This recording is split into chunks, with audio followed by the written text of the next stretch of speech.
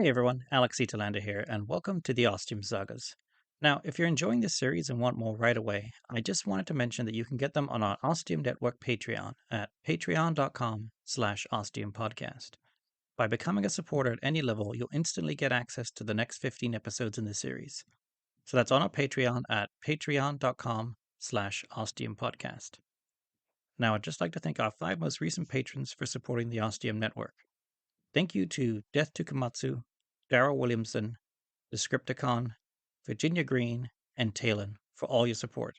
We really appreciate it. And now let's get started with the next chapter of the Ostium Sagas.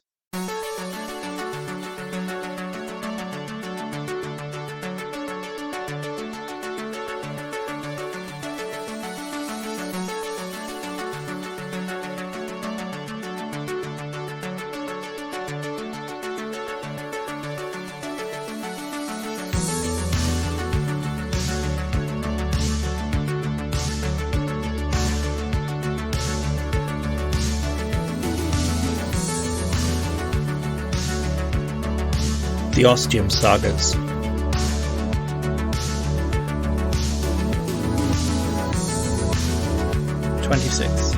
Saga 2, 1666, Part 9.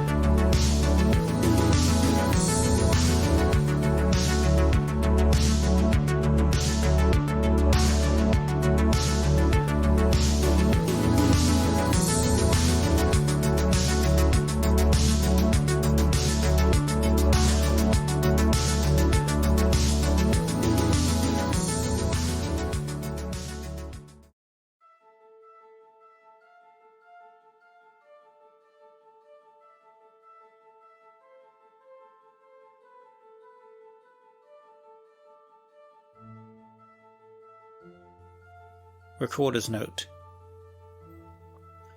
So as you may have noticed, you haven't heard much from the author who put these Ostium Sagas together, which isn't too surprising since this slim volume just looks like it's in double Dutch to him, and he can't make heads or tails of anything.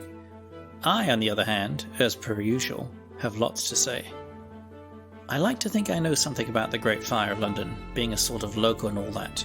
I mean, I did call the city home for a number of years, and I do remember it being called one of the more devastating events for the country, as well as the city. A lot of historic and important landmarks were turned into ash, including the renowned St. Paul's Cathedral. But as bad as it was, I recall from my reading it didn't raze the entire city by any means. I believe the terrible San Francisco earthquake of 1906 caused more damage, along with all the fires that were started. And I do remember clearly that the Tower of London was most definitely not burned or affected by the fire. It was all more the opposite side of the city. I think London Bridge burned, or at least part of it did. But when they finally put the fire out on that Thursday, there was still plenty of London left standing. So what's going on here exactly? And that's me legitimately asking the question, because at this point I haven't a bloody clue. It's something I'll just have to explore further in detail in the endnotes. Also, there's the little detail Dana Lee mentions about that guy starting the fire. Who's that bloke then? I hope we find out more. Okay, back to the Ostium Saga. Saga continues.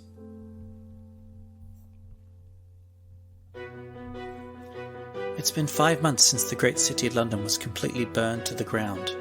I panicked and lost it for a little while there, but I know I wasn't the only one. Eventually I got things back together, got my mind going in the right direction again. I was very thankful for the amount of money the Ostium Network had left me with, as by 1666 standards it was a small fortune and really helped me through those tough days. I started going from town to town looking for work. I wasn't ready to go back to the place that had been London. I didn't know when I would be ready. There were some tea places, but I just wasn't interested in that anymore. After everything that had happened, I started getting into trouble. Or to be more exact, trouble started finding me. Yep, I'm sure it had something to do with being an Asian woman. People thought they could push me around, treat me like crap. Especially men, and more often than not, those men wanted something more, and weren't at all bashful about demanding it from me, whether I was willing to provide or not. I was also angry, very angry, and it was going to take me a while to figure out why.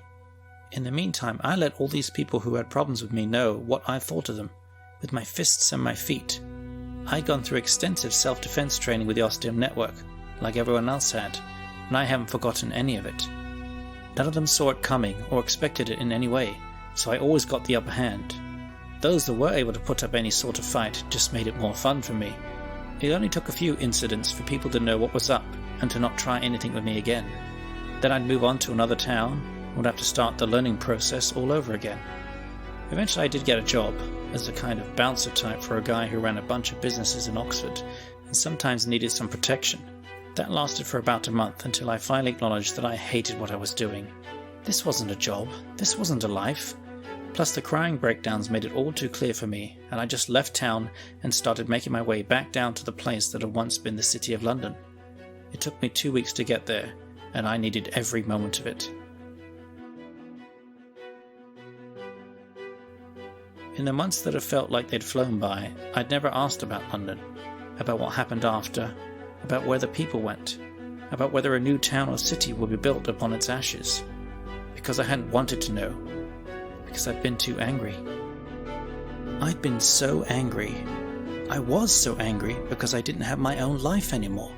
I didn't have the life I'd been so excited about. It had been ripped away from me, and now I was stuck in this place in time that I had thought I was just visiting and would be spending the rest of my life in, depending on how long that would last, and there was absolutely nothing I could do about it. I felt helpless. But when I got to the mass grave site that used to be the great city of London, I felt better, a lot better, and a lot less angry. But I wasn't completely fixed. I still harboured some deep resentment for the extremely messed up situation I was stuck in, but that took a seat on the back burner for a while, because I thought they'd be rebuilding, resurrecting the city from the literal ashes bit by bit. I knew it would take years, decades likely, but there would be something.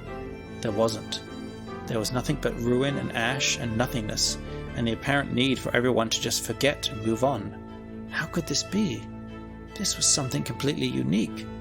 In all my studies throughout history, someone had always continued on, and no matter how small a situation, Angkor Wat, Easter Island, Pompeii, Krakatoa, no matter the amount and thoroughness of destruction, humanity would always lick its wounds, heal, and then begin rebuilding once again.